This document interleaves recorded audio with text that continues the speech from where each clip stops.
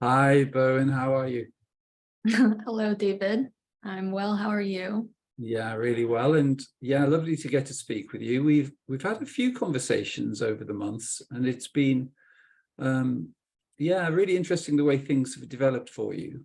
And you've spoken with a few other people. You've spoken with Amanda Tweed and David Farmer and Judith Newman as well. So yeah, it's great that you're in that community, really. But yeah, it would be nice if you can just really describe your process and the way things have developed for you.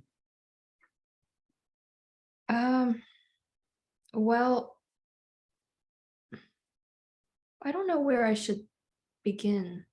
Where do you think is the appropriate Well, starting point, I guess? maybe a little bit of an introduction to the personal realm of experience. Okay. So uh I was born and raised in South Korea in Mhm, a very countryside of Korea. mhm, So a lot of nature and life was very quiet and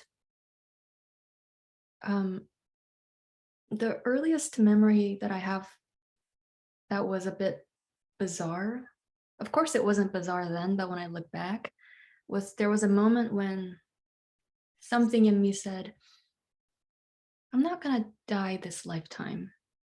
And I thought I just moved on because I'm like, there's whatever. I'm a kid, mm, and then sometimes I would look at the sun during sunset, and there was like this energy maybe provoking me questioning like why are you here or something, or maybe mm, I was questioning why are we here. mm, But that was just very a small percentage. The other part was just normal mm. living. And then we eventually immigrated to the States, New Jersey, Yes. when I was about 8. Mhm, And I think just moving from one extreme culture to a very different culture mm, broadened my mind a little bit mm, and made me see that there was an ecosystem to each continent or country. And it was just it was I didn't really understand, but it was a good way for me to detach a little bit. mm.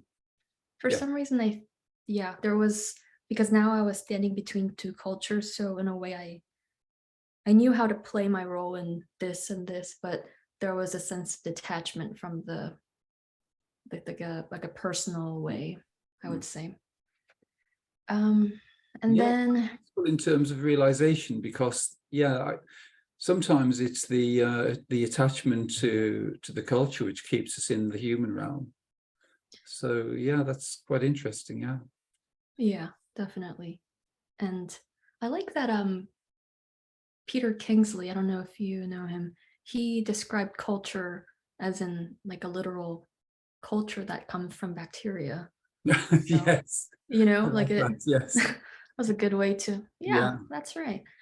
Um, and then, uh, and I had really just one of the, like, the normal moments where life was very beautiful and, Mm, because you're a kid, so there's less of that turmoil. mm, Like I love to ride my bike to the field with my friends when I was in grade school, and we just lay on the grass and mm, just do that for hours, and you just feel the whole sky, mm, stuff like that. I remember I really enjoyed as a kid.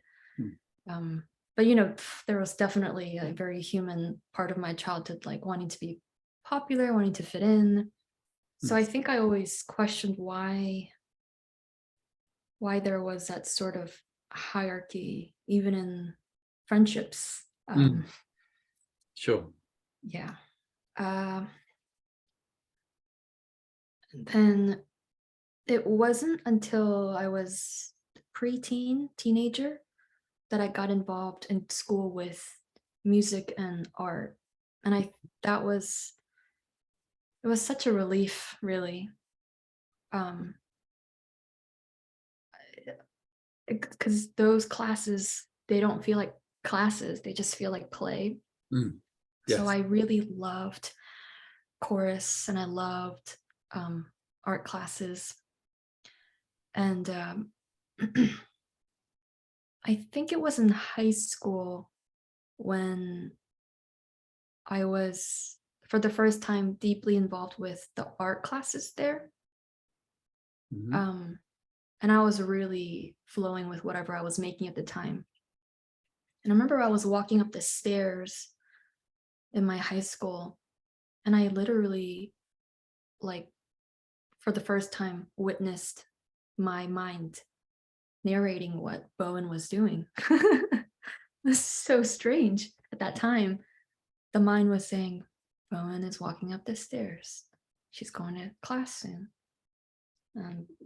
And narrating what she was going to do after school and all this stuff. And I ran to my art teacher because I was really close with her at the time. And I told her, my God, I think I'm crazy. Like, I just heard myself like talk about myself, and it's weird. It's freaking me out. And she said, that's really nice. That's really cool. And I didn't really think anything of it because I didn't have anything to, well, there was nothing you could really go to ask about these things, the beautiful moments that you feel as a kid. Because sometimes when I'm with friends, I would say, like, a few times I held it in because I kind of maybe knew that it sounded crazy. But after a few times, because the urge was so great, that I'd be like, do you guys just feel how beautiful this moment is? Like, isn't it just so beautiful? And then after that, I stopped bringing that up because I think my friends were like, I think actually a lot of my friends resonated with what I said when I said things like that. But there's nothing to say about that. So the conversation ends pretty abruptly.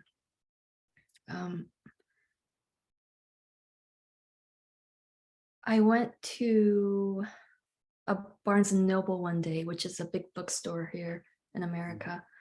And they always have some American classics on the stand. And one of them was Emerson. And I think that maybe was my first like piece of history or literature that I resonated with. Like something spoke to me about what he said. Yes. I was like, oh, this guy makes sense. And 90% of what he says, I don't understand at all. Like, I have no idea what he's saying, but it feels really nice compared to what we're learning about in history in school. So those are some of the things I held on to was art, Emerson, and then the occasional Bible study that I would attend because I really love the idea of people coming together to talk about this entity called God. Even if some of the things that were spoken was a little, I don't know, not exactly correct in some ways, whatever that means. I just, the intention of young girls coming together in like a room and talking about something divine was so nice to me. But half the time when they talked about some of the stuff, inside I was like, well, that's just crazy. The way you gravitated towards certain experiences, or certain experiences just came to you, like the lying in the field and experiencing the sky and the witnessing of the mind, that. And so there were some pretty clear insights for you, which at that stage may not have been recognized as being familiarity with your infinite nature, but they actually were. And well, even attending the Bible study things, there was something intuitive going on there as well. Definitely. I think it had to take part for the story of Bowen to progress. This person Mm. needed to have exposure to something structure that was religious, because that can play as a bridge to your true nature, I think. Not Yes. always. You can get stuck on that bridge many times, but if you have the determination to discern and really trust your instincts, I think religion can play a really beautiful part in your Yeah. awakening or Yeah. seeing the truth. That's So a really yeah, good way to put it, actually, because it is there can be knowledge in the religions, but then ultimately it's one's own intuition, which is the most important thing, really. How do we feel about it rather than what's being said? right, right. Yeah. And the big thing, the Bible studies, they're really beautiful. I have nothing bad to say about them. The only thing that I really disagreed with, and I think it's a very Christian thing here in the South. I'm in the South right now, so it's very, heavy with Christianity, but which is actually pretty nice because there's a warmth to the energy here because Yeah. of that, usually. That they said you're not a Christian until you believe, Jesus did this and blah, blah, blah, blah, blah. And I just thought, that's crazy. Like, if such a God exists, it would never ask us to believe in some, like, that was the only thing that really held me back from becoming a Christian, like an official Christian. Sure. So I always told him, I was like, I'm not a Christian, you guys. I just like God, but I'm not a Christian. I don't believe in that. I like Jesus, this guy, or whoever this guy is, but I don't really want to label myself with a community that is. So that, I mean, that was my little angsty teenager coming out, trying to say that. um, but yeah, that and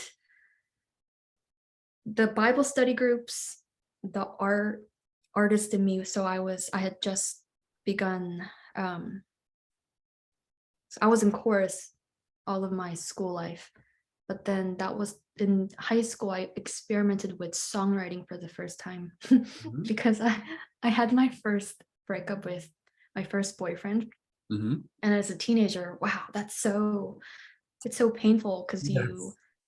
put all your idea of happiness into that person.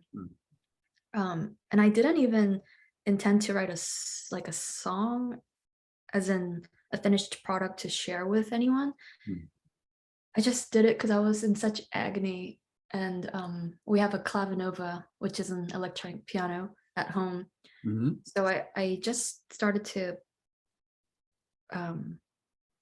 sing something on the piano to get my feelings out. And the whole process was very cathartic. And that's how I began songwriting. But there is an eerie aspect to music and art, is when you're in the flow. Of course, the person's not really there in the moment, Yeah. but the process and usually sometimes the end result is also really beautiful, that if the mind claims it at the end, it tries to recreate the experience, which is interesting. But that's when I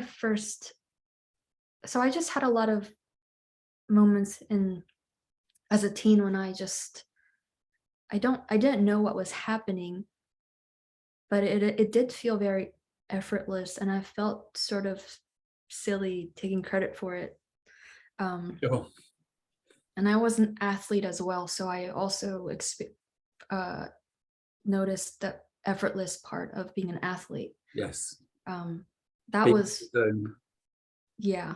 I ran long distance and cross country, and then played lacrosse. So two different sports, but there was a point when I would just get in the flow and didn't really feel like I was there.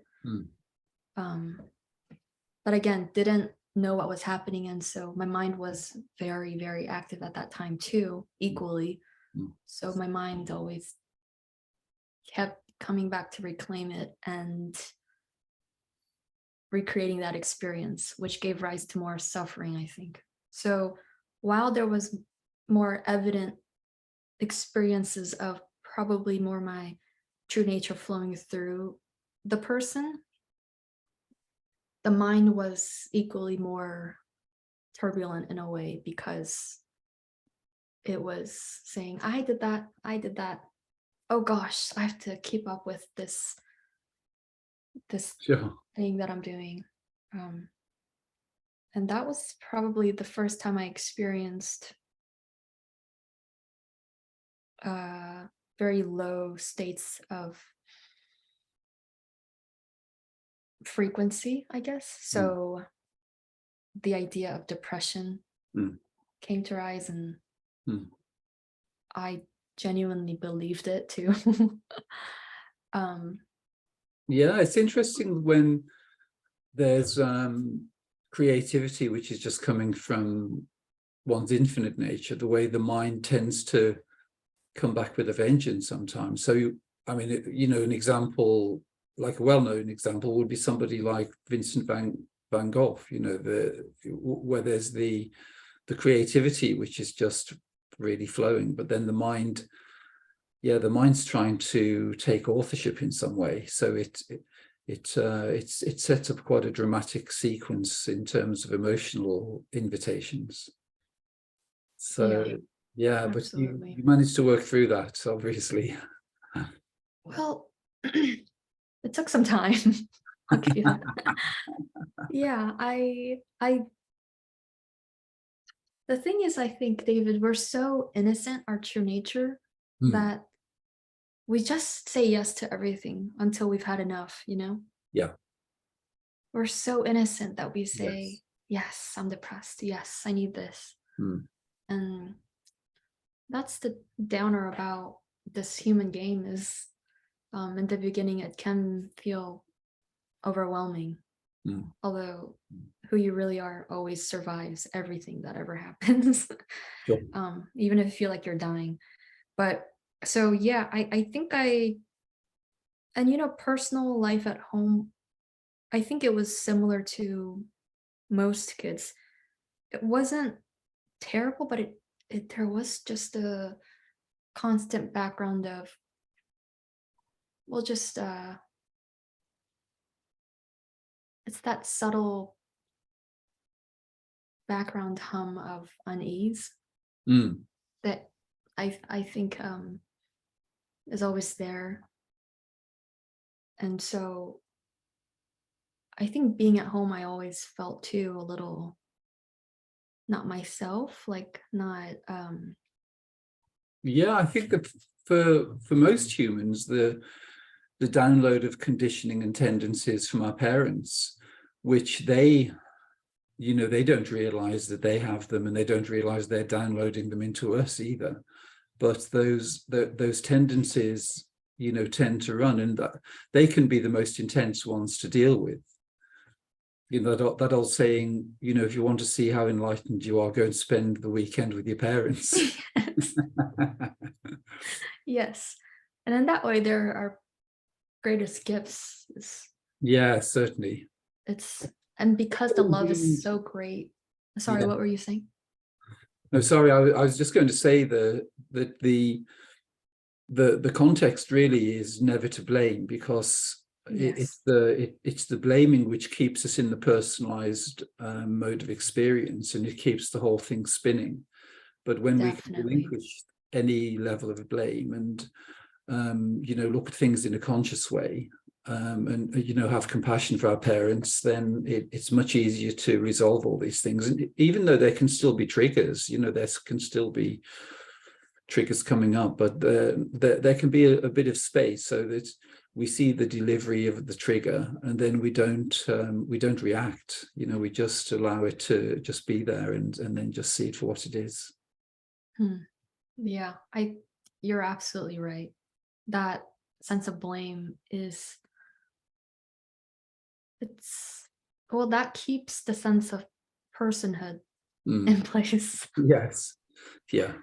Like, what are you blaming what for? for whom? Like, who is Yeah. suffering from the blame? But yeah, definitely that was that was hard when I was young, but eventually I realized that, well, before um self-realization, you just sort of realize that everyone is doing their best. Yeah. That's, I think, the best Yes. thing to grasp, as long as you're in the mental realm. Yes. Then after that, you're like, oh, everyone's innocent. I mean, there is no one. Yeah. There's no one to not be innocent. But anyway, moving on. So Maybe how do just, things progress yeah. from there? Because obviously the artistic and musical and creative things, played a big part in aligning with the body of wisdom, with your innate creativity and with your infinite nature. And so how did the transition take place from creativity to towards realization? That's a great question. So there were two things playing. It was this inner quest, and then for a personal, at the time I probably called it a personal spiritual life that I never discussed with anyone, but there was like almost a determination or will to want to figure out what the heck is going on. Mm. And then also, how could I live the most beautiful life in a way that makes sense for everyone involved? And for me, for this person, but there was such a deep love with music and art in general that I thought, how can I marry this and my life with? Um, so because music, so I actually stopped painting as much after high school because uh, I went on to just a normal college after high school, and I actually wanted to go to art school at the time, but something in me just said, nah, like you don't have to go to art school. You could, but the art schools that were available to me at the time were all private, so Mm. it wouldn't have been funded through. There's a state funding system in Georgia for public colleges, Mm. so it's just in a pragmatic way, I Mm. chose a traditional school. But music remained for some reason, and um, I don't know how to explain it. It's just there's a sense of beauty that opens up. And it feels sort of funny talking about it because um, everything is said in cliches almost. Um, and in the beginning, not so much, sometimes now, but in the beginning when I would work on music and just sit at the piano or guitar writing songs, and ooh, just like tears would come, or I would just know that whoever God was right in the room with me, and it just felt like everything was fine, everything is perfect, and everything is gonna be okay too. Mm. Um, and it was so bizarre to me because the other 90% of my functioning day, the mind would just be worried about the future and figuring out what to do with this life and Mm. trying to be approved by friends and family.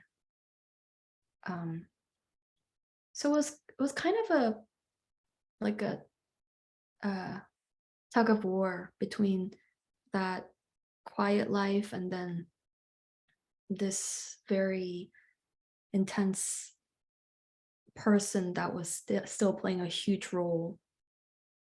Mm. Um, but eventually the music, that opening, it kind of bled through to the person. personality. And I could tell that it made a difference to my life and also the people in my life, because my friends would say, "Oh, I just feel so calm when I'm with you," or "I just feel so good when I talk to you." And I really like that I could bring something to friendships and things, because while I didn't really get the whole picture then, I just knew that the stillness that was brimming every time I was more in the creative realm, it did um, it did bring a positive aspect to life, even just to the people in my life, and I really enjoyed that. And then, of course, also when you share your songs with people and they resonate, you feel very useful. But of course, the mind gets in the way to that too. So Yeah, the mind always wants a part. oof, wow. And that sort of continued. That probably got birthed into being more involved in the world with music, being part of a couple competition TV shows with music involved, and that only fed the mind into more turmoil. But I can't say I regret those experiences, because it just fueled the attention, my need to figure out what was really happening. So in a way, although the mind would probably hate to admit this, I'm glad that the past 10 years weren't always a smooth ride as far as the physical experiences, because that really was the catalyst for me to keep continuing to read the spiritual books and just try different modes of meditations. It just fed the search. But I have to say that's not necessary. Like, you can still know your true nature without the suffering, and no one has to wait. It's just that for me, that was part of Bowen's story. So I tried Art of Living, which was more to do with breathing and prana. That actually came effortlessly too into my life. A friend's mom said, "Oh, you would love this. You have to apply to these classes." So I did that. Loved it so much. But then, like, it wasn't exercise you had to do every day. And I just thought that, this doesn't, I don't know. That was probably the mind, because sometimes the exercises can be beneficial to taming the animal in the body, just the impulse to. And then I did TM, which was really nice, but I actually forgot about it entirely after a few years. So I did things like that, but it just felt exhausting at a certain point. And I read some of the books, and I think I just got tired of that. So I gave up entirely. And it wasn't until recently, maybe a few years ago, when Rhonda Byrne's book, The Greatest Secret, I actually was trying to remember how that came into my life. I can't remember. Like, I genuinely don't remember where I saw the book for the first time. Maybe it was some sort of trailer on YouTube. I don't know. But I didn't really. Sometimes these things happen without your thinking involved. Like, I just knew, okay, I have to get it, and there was nothing to it. I just had to get the book. But I had no idea that she was going to talk about non-duality or your true nature. So I was actually really surprised, and I actually, the person got pissed when I read the book. It was so confusing, and the claims that she made were at the time so absurd, and it really irritated this person so much. But from past experience, I've noticed that when something in me gets irritated by something, Mm. it's usually like medicine for me. Yeah, worth having a look at it. Yeah. It's interesting how Rhonda's book, it sort of catches people off guard in a way. They're expecting it to be one thing, and then it's quite disarming in a way. Yeah. Yeah. Yeah.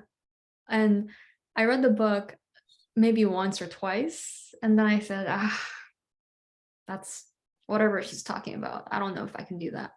Like, it just seems too important and too good. Like, and that's just, it's funny now because there were so many limiting beliefs in place at that time. But yeah, I had to forget about that book. And then, but I remember when I read that book, I really liked hearing your voice when you said what you said. And then definitely when Rhonda talked about her story, I was curious. So I looked up your interview on Conscious TV, and the way you spoke about sovereignty and that there's really no hierarchy to the infinite being and whatnot, for the personality, that was a real relief. And then I also felt like I could trust this person because probably her whole life, this Bowen person struggled a lot with inferiority and not feeling equal to others. Probably it was a racial thing, just growing up in the States as a Korean. And but I don't know. The thing is, my memory is really weird sometimes. Like, the sense of time is a little weird, and I feel like everything just got sandwiched into one ball. So just disregard the whole timeline. It doesn't make any sense. But eventually I reached out to you. You said some beautiful things. It still just went over my head. I said, what? and then many months later, I just had, probably it was definitely intuition because I was feeling really good at the time, but I thought, I wonder if David has a YouTube channel. I don't know why that never crossed my mind that you might have a YouTube channel. Mm. And I looked it up, and there you were. And right around the time was when the last two videos were Colette and Amanda. Mm. Here. Yes. And I listened to those two the same day, and something just lit up in me. It was perfect because Colette really spoke about it in the most normal, like, way. Mm. And she really made it seem like it was absolutely possible. And then Amanda's story was so interesting, and she had been through so many experiences that gave rise to, oh, like, anyone, it's also possible. And then it's also that anyone can have self-realization.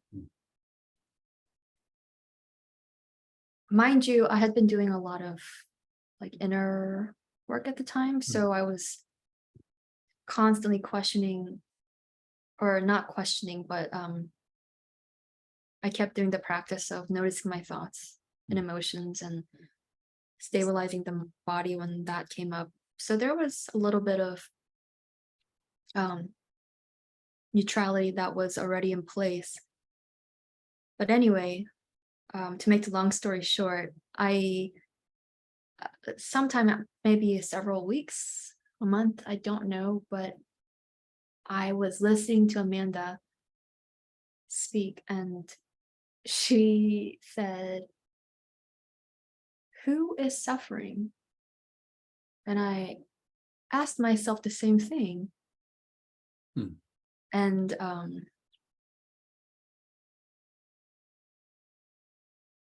then it was just silence. And I don't know how to, well, it was a non-event. It's not that anything happened. It was just, I fell back to my true seat. And then I was like, there's no one there.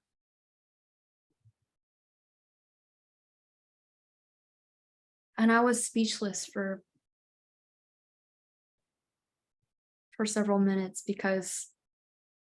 but it wasn't even a shock, actually. It was just a super neutral, like there was no mind. Well, I mean, there was some mind because I was looking through the window, so there was something happening, but there was no personal mind.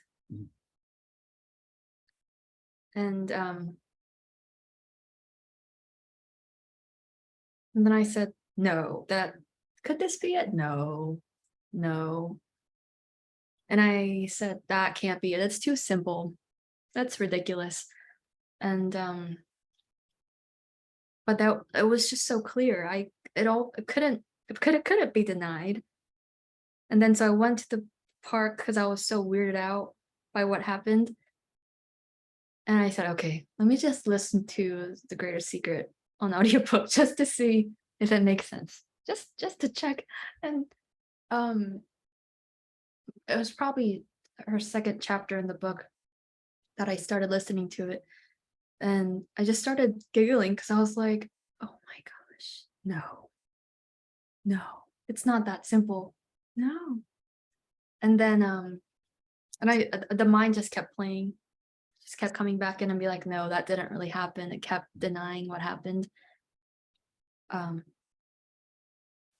then I just kept doing a few litmus tests because I was like, it's very, very skeptical that such a thing could be so obvious. Sorry, I don't really have words to describe it, but I'm doing my best. But I went back and listened to that John Wheeler interview that you spoke about, because I thought, okay, if that makes sense, then I could probably maybe see what this is. And then I listened to the John Wheeler interview. Said, yeah. The whole time I was just laughing because it was so funny that I made it into this whole serious thing. And after that, there were just moments of like just crying because I don't know why. And then sometimes I would just laugh, like just burst out laughing. And then yeah, that happened for maybe a couple weeks when I noticed a thought that was so negative. And I would buy into it for like a few seconds and then I would just start laughing. And I just kind of felt crazy, to be honest. I didn't feel like I discovered something. I just felt like I discovered a really dirty room, actually. Just a hot mess of a person that I had consented to. But yeah, I don't know if that was clear. Yeah, it's great the way you describe it, really, because it is the simplicity of it, but it's seeing what's always present. But yeah, we've consented to various realms of limitation, and we've been distracted by them, really. But what we remain as is just there all along. But I like the way you checked it out. It was like a bit of detective work. You went back to Rhonda's book, and then you went back to John Wheeler, and then it's just the simplicity is apparent. And I think most people do that. You need to kind of look at it from a few different angles. Yeah. I mean, it was something else that happened soon after. Was there was like a deep frustration and almost anger about the spirituality world, because it makes everything so serious, and it also creates this persona of an enlightened person. So I just thought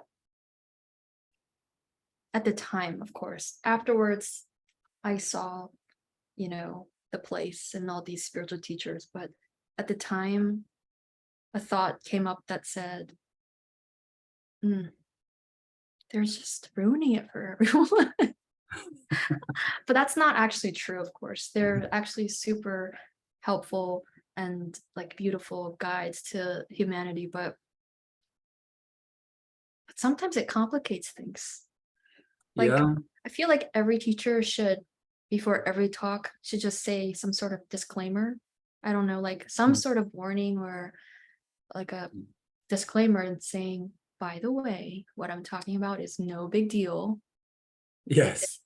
absolutely so normal that it's just anyone can see it now. Mm. But I'm about to talk about it in a way that might make you feel like it's really spiritual and important and precious. Mm.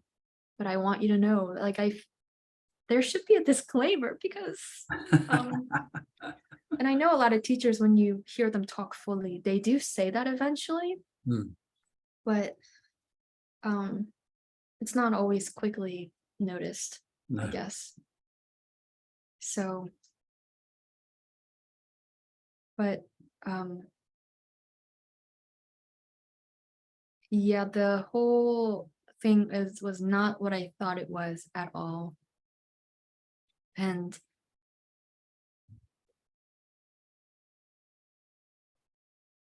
that's it. That's great. I really like that.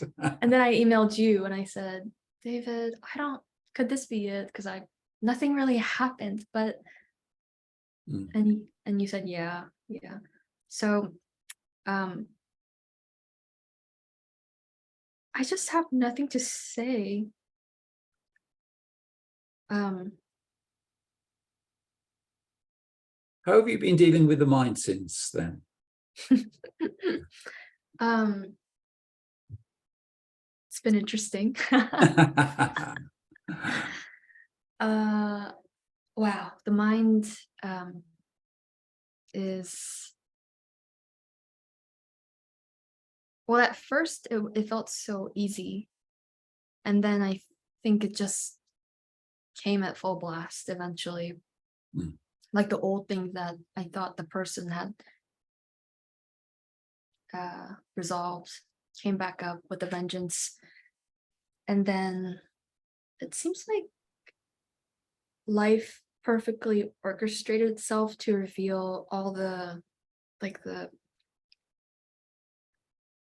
all the things that I was kind of avoiding facing, like in a Sure. really perfect Mm. sequence. Yes. And wow, the emotions that came up were, were extreme, to be honest, very extreme. But you eventually come to the place of realizing that it's just not who you are.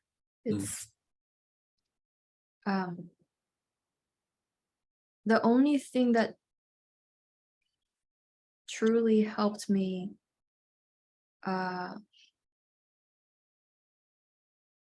well, I feel like this is maybe something that needs to be said, is in the beginning I did play the game of somebody letting go of things, and Mm. then like um like somebody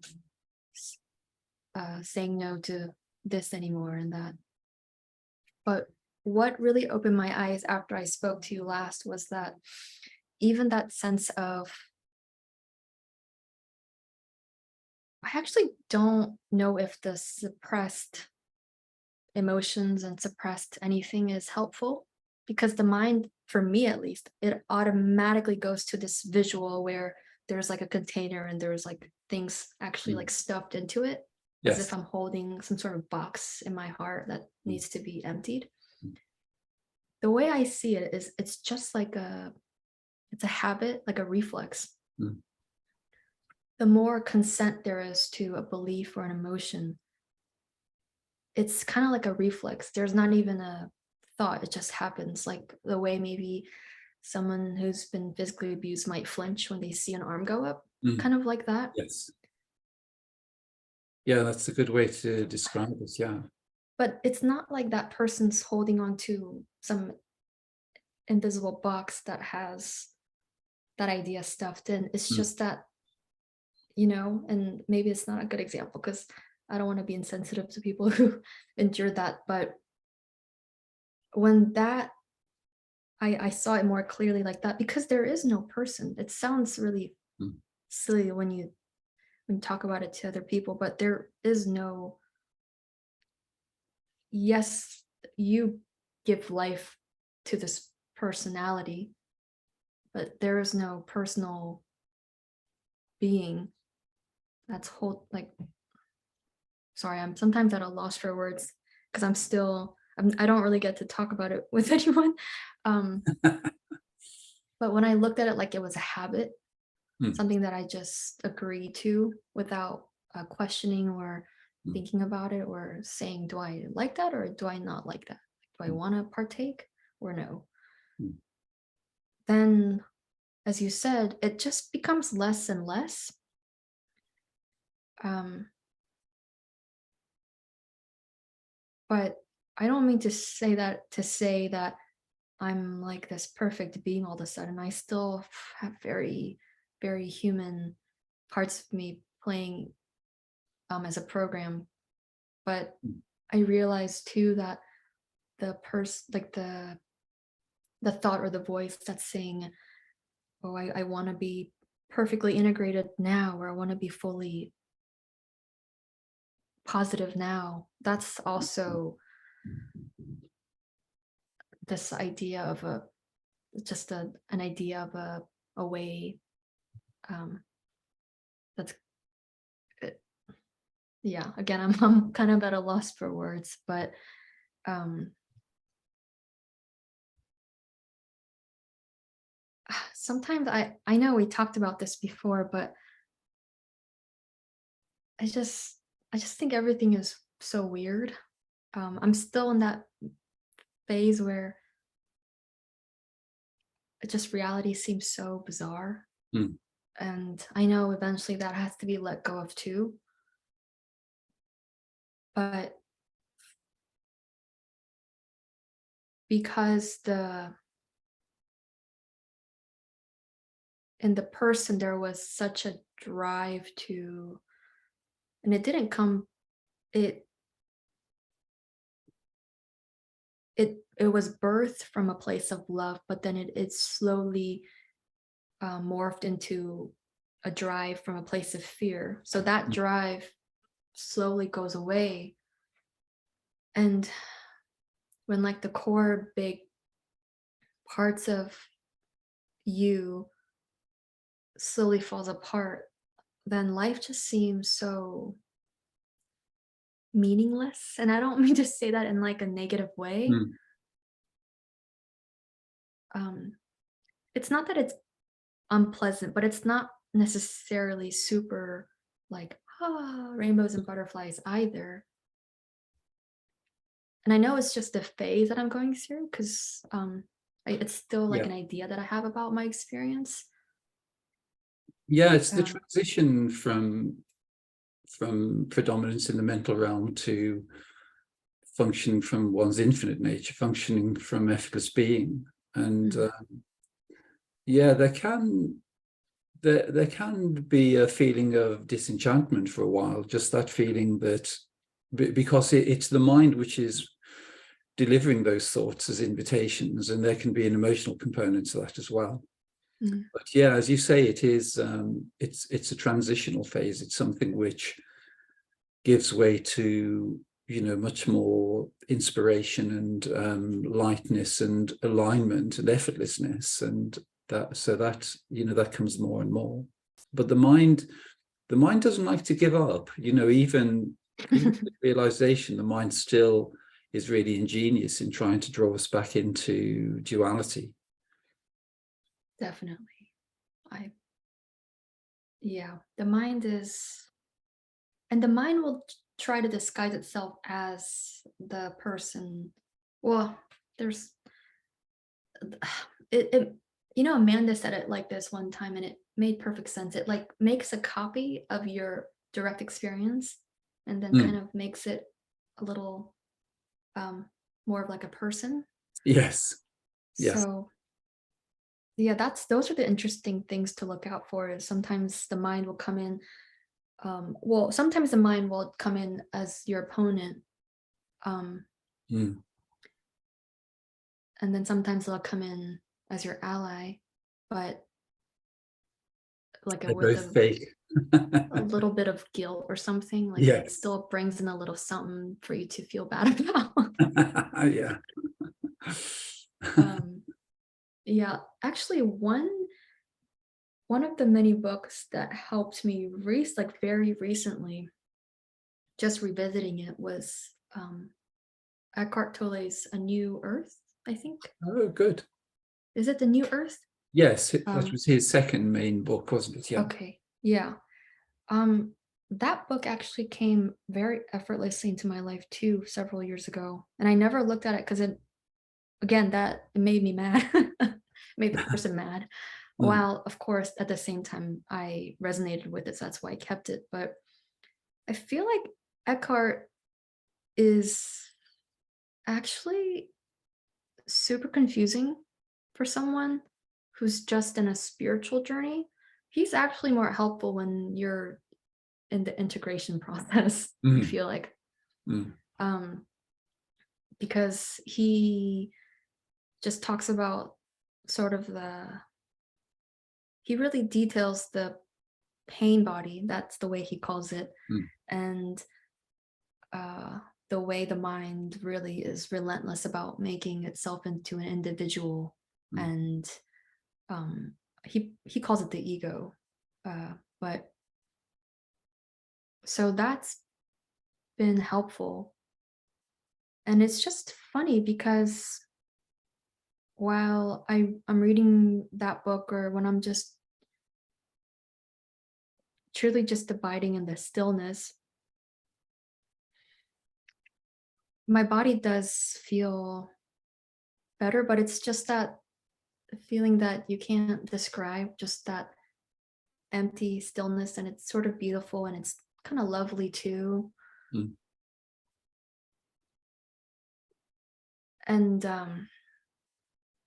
you realize the person who's trying to integrate has to be let go of too. Sure. And I'm like, so if I just keep letting go, what's left? Nothing. And then the mind is like, no, no, no, no. I just know that I just have to keep going that way, but it's just so weird. It's It's the just bizarre. paradox, certainly. Yeah. Yeah. Yeah. Um, That's great, though. It's really nice just the way you've spoken so authentically, and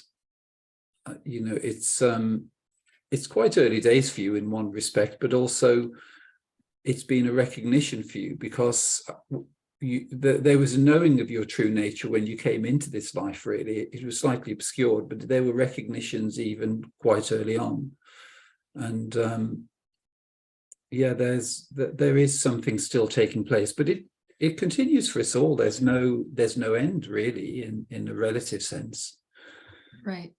but I there's no reckon, beginning in yeah. an absolute sense either. Yeah, I reckon that everyone in their childhood, if they really look back, I'm pretty sure everyone has those moments. And I think that's why I wanted to share it, was because um it's just normal, Mm. the way um like everyone has a moment when they question, like, why are we here? What's the Mm. meaning? Mm. That's that's the voice of your true nature trying to, like, a moment of grace, maybe Yes. trying to offer you a hand of questioning life. Mm. And um those moments actually aren't special moments. Those probably are just normal moments that had the opportunity to come in. And I would say the normal moments are the crazy moments. Yeah. Yeah.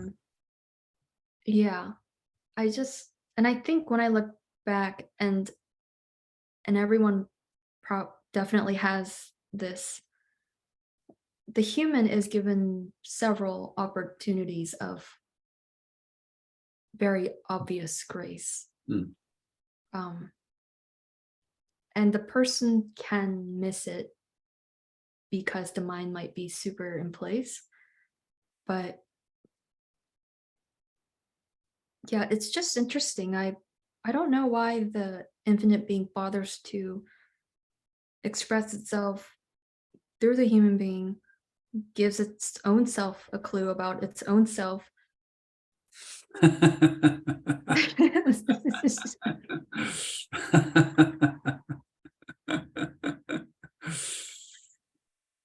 But it's beautiful. And thanks to you, I've met really lovely people. Um, so that's been a beautiful aspect too, is just talking to beings who are more settled in their true nature. Mm. And they, of course, they talk about it like it's normal because it is. And that Yes. helps this person. And one of the other beautiful people were Colette too, Colette Whiteman. She's helped me one time, walking me through The Work by Byron Katie, Oh, yes. um, because that really confused me. The way Katie talks about it is, it's true, but it was really confusing because I received it purely from the mind. Mm. But when Colette ran it through with me, she integrated with more of the feeling aspect and like your intuition. Mm. So in that way, it was very helpful. And Mm. so, it's also to know that this process doesn't have to be alone. You No, can it's still great. Yeah. you And can still certainly reach out. it's something that's just happened naturally, really, is that there is a kind of growing community, where there are, many who've realized their true nature and, having conversations and, yeah, helping each other. It's a great resource. Yes. Yes. Um I'm sure many people are going to want to talk to you. if they do, they totally can. I'm happy to be there for anyone. Um I really I just want to say this for a second because I really feel for the individuals that are experiencing like the really low frequency emotions, Mm. because there were several times in my life, and actually after self-realization, which is wild, Mm. the wanting to um, end my life, just a thought Mm. came up very strongly. Mm. And it's to say that, first of all, when that thought comes up, it's only threatened by your light. It's not, it's absolutely not you. Mm. And any sort of low emotions or sadness or um, apathy or anything like that, it's just not who you are at all. No, um, they're just invitations, really. It's like invitations to watch really poor quality drama on TV. yeah, yeah. And one trick that I used before I got used to the idea of like officially declining invitations with a Mm. sense of true knowing, Mm. is that sometimes until you want to let it go, you can just choose to love it, because it's anything is very threatened by your Yes. true desire to understand and love Yeah. something. Yeah. So in the beginning it could be helpful to just be like, oh, I just love you. I love you, depression. I love Yeah. you, sadness. I'm here for Yes. you. And then it just well, you'll see, but it morphs into, Yeah, there's no resistance then to it, is there really? yeah. And then you realize, okay, even that can be let go of, the wanting to love. That's because that's just who you are anyway. Yeah. So yeah, I don't know if there's anything else that you wanted to discuss that could be helpful to anyone listening. Well, I just like the way you've naturally kind of described the whole process. It's been because it's different for everyone, but there are also similarities. And yeah, but it's really been it's just been so easy and natural in the way you've described the way the whole thing unfolded for you. And there've been certain clues along the way, you know, as you said, you know, moving to the States when you were very young, and there've been little things which have aided you without realizing. They've been kind of pointing you back home. And yeah, we see those things more and more though, but we kind of look back through the gateless gate and see them. But there's no one looking and nothing to see. It's there is I there is this desire, I don't know if that's what I should call it, but a desire to fully be human too, Yeah, which I think is perfectly normal and totally okay. Because one certainly. hindrance that totally kept me from wanting to go further faster was, oh my God, like if ever this thing ever happens to me, I'm gonna be this boring, lifeless, numb, empty thing, and I'm not gonna want to do anything with my life. It's actually that well, it's still playing its part. Like I still have my human things that I can notice, but generally you just actually want to live life in a much deeper and fuller way, like a richer experience that, well, it's actually really freeing because it's a lot less to do with you, the individual, and it's like a true desire to want to be like a, I don't know, an harmonious aspect, or like a white blood cell on Earth. You just want to, and the the point you have to be careful is sometimes the mind tries to claim that too. Yes. By the way, Yeah. trying to, oh, look at me, just this lovely me, like so that's also, you have to look out for that.